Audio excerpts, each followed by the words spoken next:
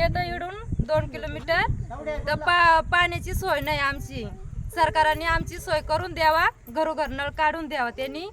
तर हे पाणी किती आता 10 ते 20 दिवस पुरल, मग त्यांनी काहीतरी आमची सोय करायला पाहिजे. त्याच्यानंतर तुम्ही काय करशाल? त्याच्यानंतर आता इकडं बंधाऱ्यावरूनच आणावं लागेल ना पाणी. किती किलोमीटर जावं लागेल तुम्हाला? ते आता किती 5 किलोमीटर जावं लागेल. नाव तुमचं? माझं नाव अश्विनी पंढरीनाथ आगिवले.